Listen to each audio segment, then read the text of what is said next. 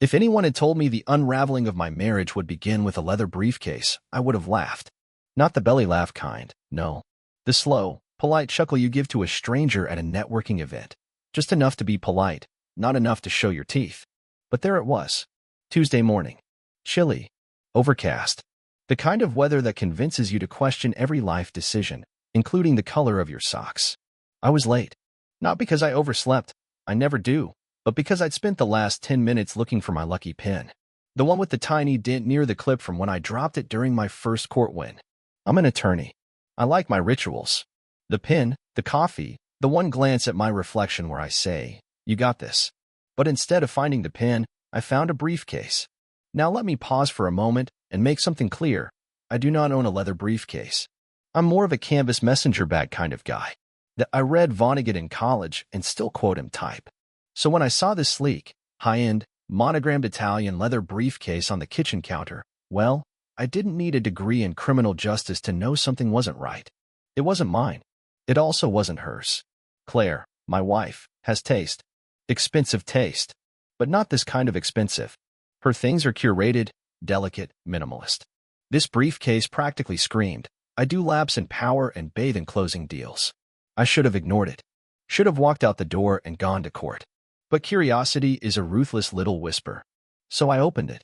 Inside, a tablet, business cards for someone named Gavin Rhodes, executive consultant, and a notebook with handwriting that wasn't Claire's. It smelled like cedar and confidence. You know the type. That was the first red flag. And like most smart men, I took that red flag, folded it into a paper crane, and told myself it was probably Claire's new client. Rationalization, the poor man's aspirin. I zipped it shut, left it where I found it, and went to work. But all day, something buzzed in the back of my mind. Not a scream, not yet. More like a whisper. Like when you realize someone used your toothbrush, and now your whole mouth feels like betrayal.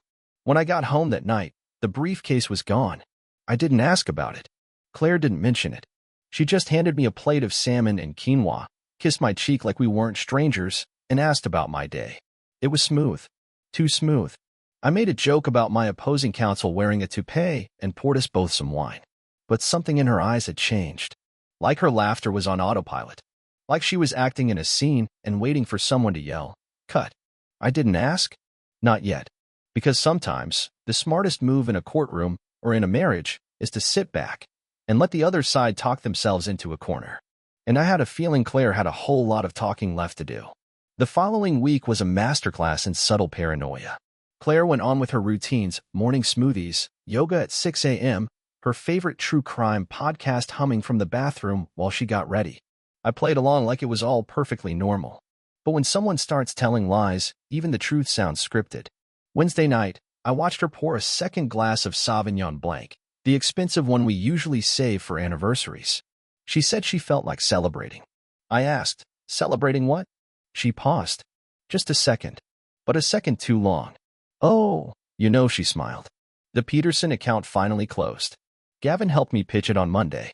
There it was. A name. The briefcase. Gavin Rhodes. I asked, keeping my voice light, casual. She blinked. "Yeah. How'd you know?" I took a sip of my wine. "You left his briefcase on the kitchen counter last week. Smelled like a Bond villain." She laughed, but her eyes did that tight thing. "Oh, he must have dropped it when he picked me up. We were running late for the client meeting." Pickup. Late. Client meeting. All believable. All neat. And all just a little too convenient. "Nice briefcase," I said. "He has style." She said it the way someone might describe a museum exhibit. Meant to sound neutral. Came off like a confession.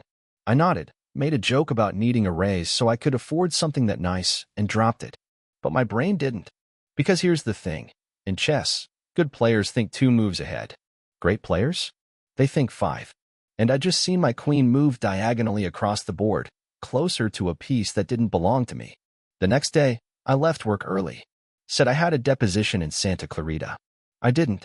Instead, I waited outside Claire's office building with a newspaper and a pair of sunglasses like a cliché from a cheap spy film.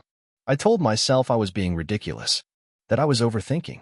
At 3:17 p.m., Gavin Rhodes walked out the front doors with Claire at his side.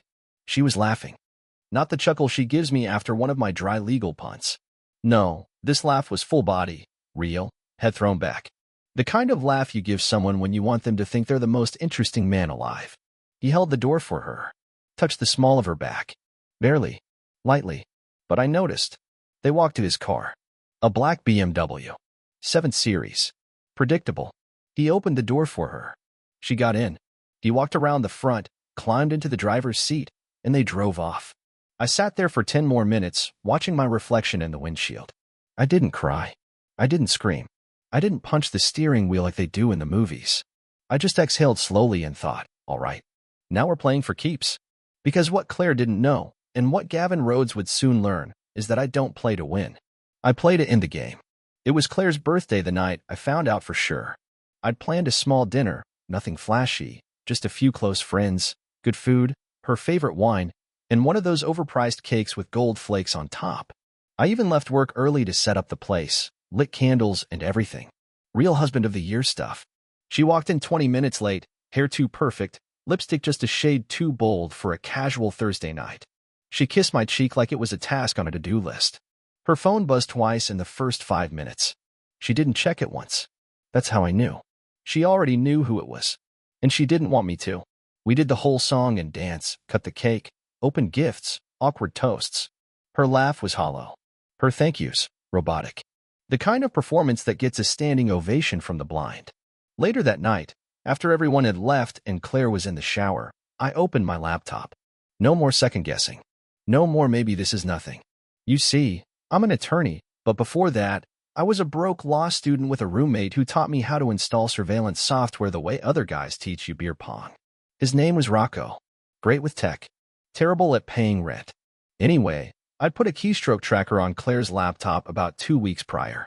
Nothing invasive, nothing illegal, just enough to copy everything typed and send it to a private server. Curiosity? Maybe. Self-preservation? Absolutely. And that night, I opened the folder marked Autosync Claire. The first thing I saw? A message from her to Gavin, timestamped 3 hours before the party. Don't forget to delete the photos. And please, no texting tonight. He's doing the whole husband act for my birthday. That was the appetizer. The main course was a string of messages from the last month. Hotel reservations under her name. A shared Google Doc titled Q2 Client Meeting Notes that was anything but. She called him G in texts. He called her C. Cute. Cold. Clean. Then came the dagger. I don't feel bad.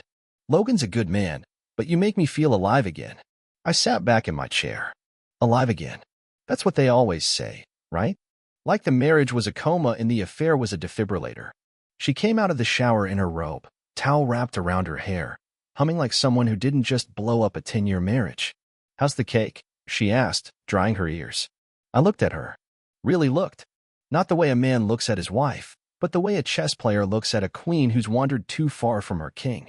It was sweet, I said, folding the laptop, but a little fake. She tilted her head. What? I smiled. Not the happy kind. That I'm 3 steps ahead and just playing along kind. Nothing. Happy birthday, Claire. She kissed me. Light. Like she was in a hurry to get away from it. I kissed her back. Harder. Longer. Like a man who knows it's the last time he ever will. She didn't notice the difference. But I did. The morning after Claire's birthday, she was radiant.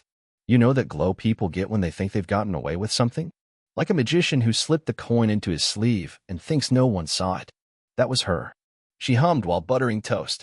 Even smiled when I offered her the last of the orange juice. It was almost adorable, watching her live in that little fantasy world, blissfully unaware that I'd read every message she ever typed to her new executive consultant. I wasn't angry. No, anger was 2 exits ago. Now I was just curious. Like a scientist watching a lab rat decorate its cage, oblivious to the maze closing in around it. Going into the office today? She asked, adjusting her earring in the hallway mirror. Yeah, I said. Big client meeting. Might run late. She nodded, pretending to care. I've got lunch with Jenna from design, and then I'm working on the Rhodes pitch deck with Gavin. Of course she was. I smiled. Tell Gavin I said hi. She blinked. Just for a second. That half second where her brain did a U-turn trying to figure out whether I meant it. I did. I got into my car. Drove halfway to work. Then turned around and parked across the street from the hotel I'd seen pop up in their messages. The Glendale Regency. Tastefully generic. Classy enough not to raise suspicion. cheap enough to bill to a fake consulting expense. At 12:42 p.m., I saw them. Gavin pulled up in that shiny black BMW, the kind of car that makes middle-aged men feel like they're still in the game. Claire got in like she'd been doing it for years. No hesitation. No looking back. They didn't even wait for dinner this time. Straight to the elevator. 5th floor. I didn't follow them. I didn't need to. I'd already requested the hotel's camera footage 2 days prior, posed as a lawyer investigating an employee fraud case. They were more than happy to cooperate. I had the footage on a flash drive in my glove box. Let the record show. I wasn't spying anymore. I was collecting evidence. And while they were upstairs playing house, I was on the phone with Claire's firm's CFO. I'd met him at last year's holiday party. The guy had a weakness for scotch and a stronger one for gossip. Logan, he boomed over the line. How the hell are you? Could be better, I said. Hey, question for you. Gavin Rhodes. How long's he been consulting with your firm? There was a pause. Gavin? Oh, he's not anymore. We let him go 2 weeks ago. That whole pitch he was working on fell apart. Really? I said, eyebrows raised. Claire didn't mention that. Another pause. Claire? I didn't know she was still in touch with him. She's helping with some client follow-ups, apparently. He laughed, low and uncomfortable. That man couldn't follow up a pizza order without screwing it up. Interesting. I thanked him, hung up, and stared at my dashboard. So Gavin was out. Claire was still in.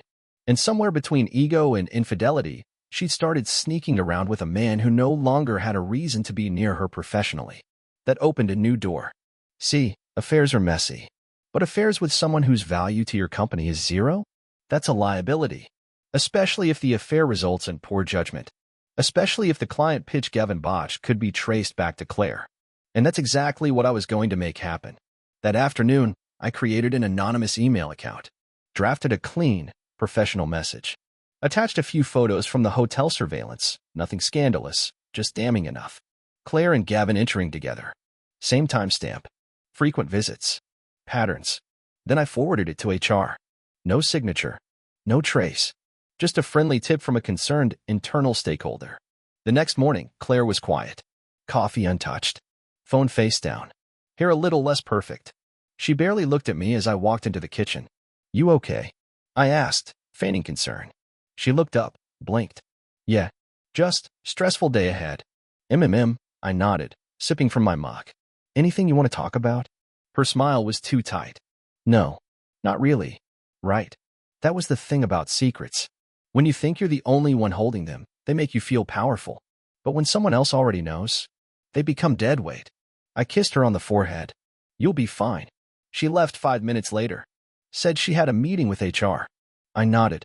Good luck. By the time she drove off, I was already back at the laptop. Not for spying. Not for snooping. Just updating a document I'd started months ago. A little file named contingencies. Inside, assets, joint accounts, passwords, and a pre-drafted divorce petition I'd written one rainy Sunday just in case my gut turned out to be smarter than my heart. Spoiler alert, it was. But I wasn't filing it yet. No, not yet. This was still Act 2. Claire thought she was keeping a secret. She didn't realize. She was the one being kept. Claire didn't come home that night until after 9. I was on the couch when she walked in, feet up, tie loosened, a glass of bourbon resting in one hand like I'd been expecting her, which, to be fair, I had. Hey, she said, dropping her bag a little too hard by the door. I muted the TV. Late night. She didn't answer right away. Just walked to the kitchen, poured herself a glass of water, and stood there with her back to me for a long time. The kind of long where you can feel the tension dripping off someone's shoulders like sweat. I got called into HR, she said at last, still facing the sink. Oh, said someone submitted a complaint. Anonymously. About Gavin and me. I nodded slowly. Strange. What kind of complaint? She turned around, glass shaking just a little in her hand. That we were involved. Inappropriately. Are you? I asked. Calm. Level. Like I was reading a recipe aloud. Her jaw tightened. Logan, don't. No, seriously, I said, sitting up. Because from where I'm sitting, it sounds like a pretty simple yes or no.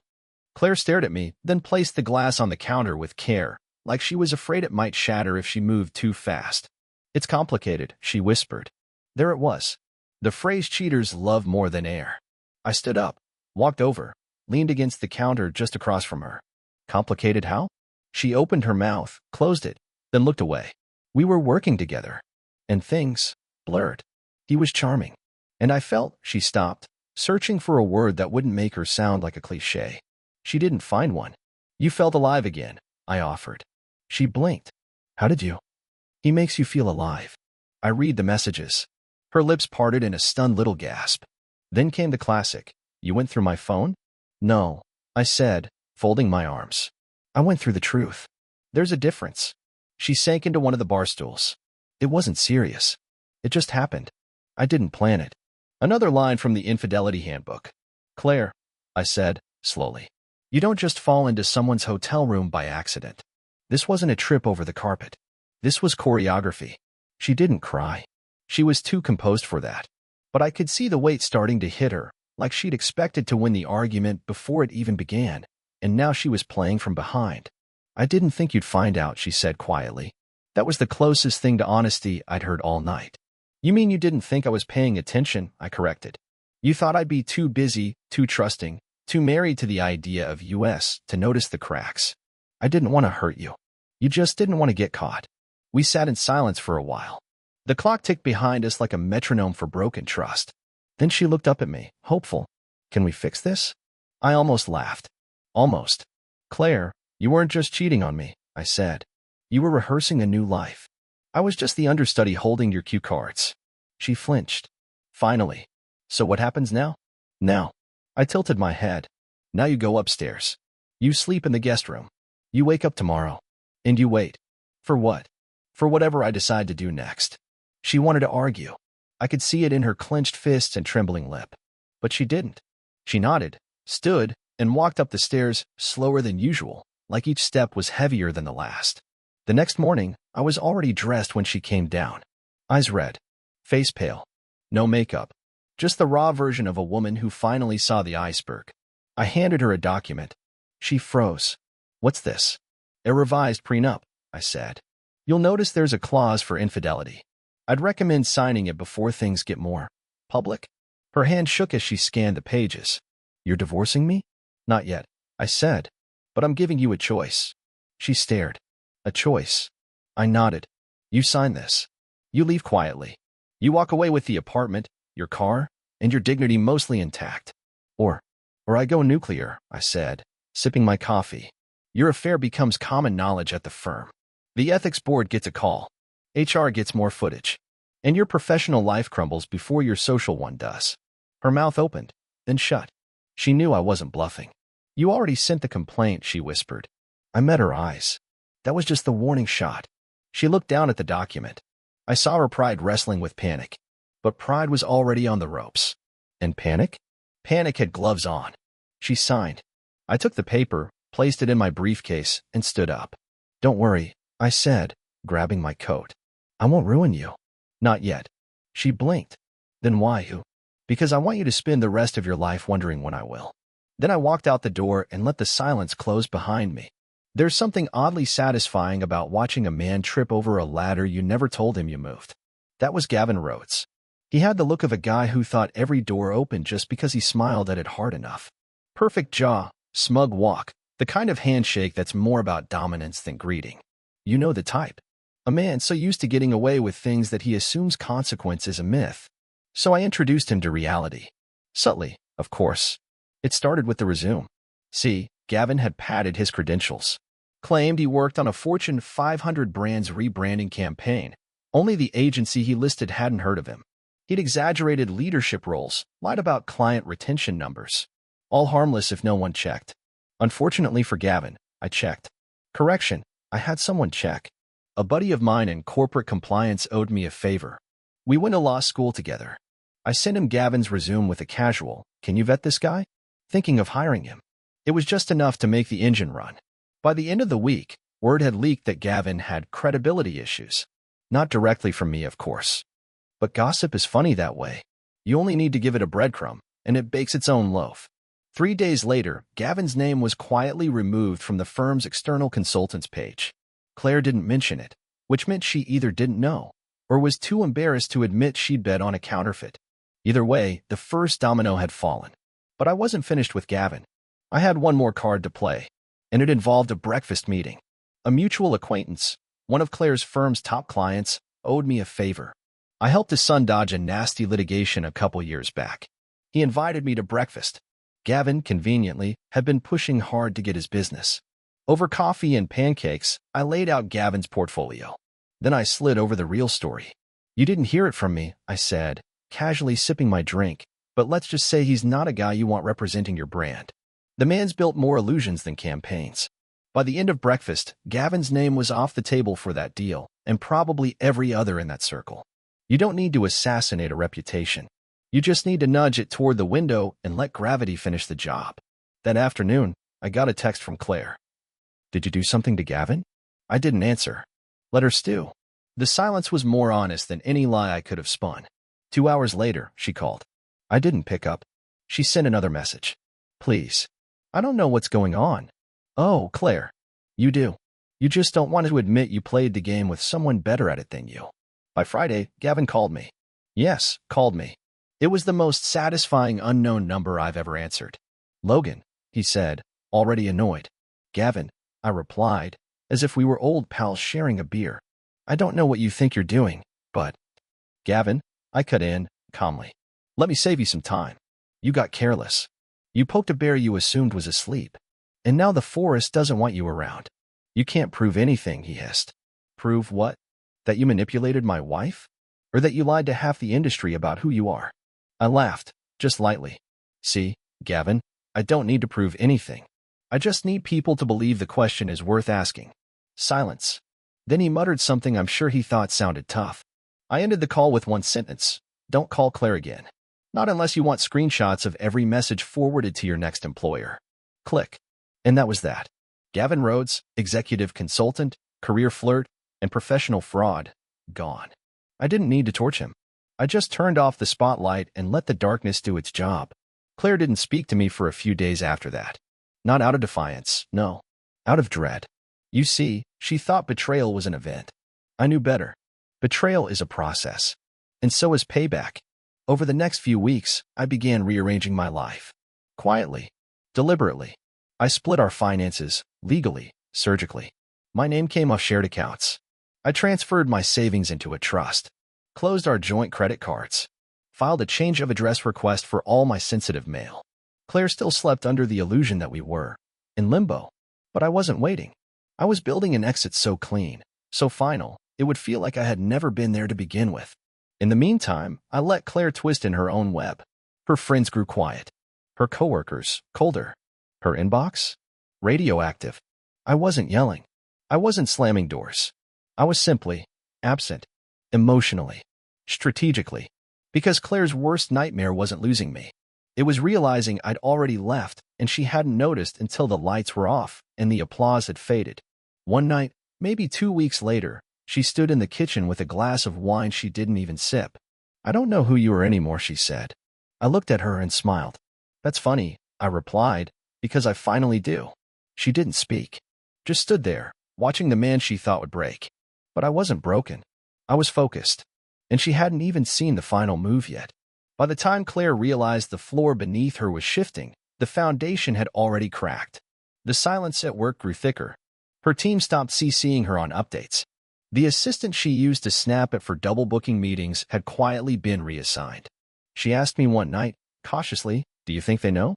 I just tilted my head. Know what? She dropped the question like a hot coal. The next morning, a quiet email arrived. Claire was being transitioned into a new role, consultant speak, for being gracefully benched. A temporary leave of absence with no return date.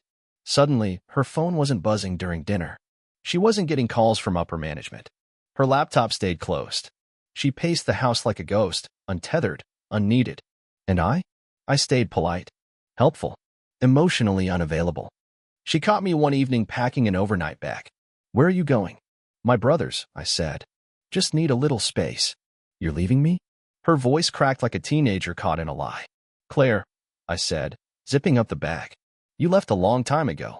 I'm just catching up. 3 weeks later, I hosted a dinner. Small, intentional. Friends of mine. Mutuals who'd once admired our marriage like it was a showroom model. Claire wasn't invited, but she showed up anyway, wearing a polite dress and an impolite desperation to be seen. She hovered by the wine table, awkward and unanchored. I introduced her to someone, a partner at a firm she tried to pitch to 6 months ago. Claire offered her name. The woman paused. "Oh, you're Claire. I heard. Things ended at the firm.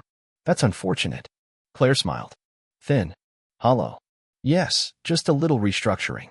"Of course," the woman said kindly, but with the sort of smile people wear when they already know the story. Restructuring. That's the word we all use. Later that evening, Claire pulled me aside in the hallway. "You did this." "No," I said. "You did this. I just made sure the right people saw the reruns." She glared. "You said you wouldn't ruin me." I looked her in the eye, steady and calm. "I said I wouldn't ruin you yet." The next week, the divorce papers landed on the kitchen counter like a resignation letter from a CEO who finally got caught cooking the books. Claire didn't argue. She just looked at them, then at me, and said, "What am I supposed to do now?" "Whatever you want," I said, folding laundry. "Just not as my wife." I didn't demand anything in court. I didn't fight for every penny or drag her name through the mud. That would have been too easy and too quick. No, I gave her exactly what she thought she wanted. Freedom. No public scandal. No messy depositions. Just an agreement. Clean. Surgical. The kind that looks generous on the outside. But inside? It was a mirror. One she'd have to look into every day. She asked me once, in the days before she moved out, "Was any of it real for you?" "All of it," I answered. "Right up until it wasn't." And with that, she left. 6 months later, I got a letter from her. Typed. Formal. Apologetic in a way only time and distance can allow. It said she was in therapy. Said she was sorry. Said she thought I deserved better. I folded it up, placed it in a drawer, and never replied. Because here's the truth. Some stories don't end with fireworks. Some don't end with car crashes or tearful reunions. Some end with a man standing in his living room, surrounded by silence, finally at peace. I didn't need revenge that came with a bang. I'd already won. Claire had to live every day knowing she'd traded a faithful partner for a counterfeit connection. That she gave up real for temporary. That she burned the house down for the fireplace. And me? I rebuilt. New apartment. New routines. Same lucky pin. Different piece. People ask me sometimes how I handled it so calmly. And I always say the same thing. When someone hands you a knife, they expect you to stab back. The real power is setting it down and walking away, while they bleed out from the one they stabbed themselves with. Checkmate.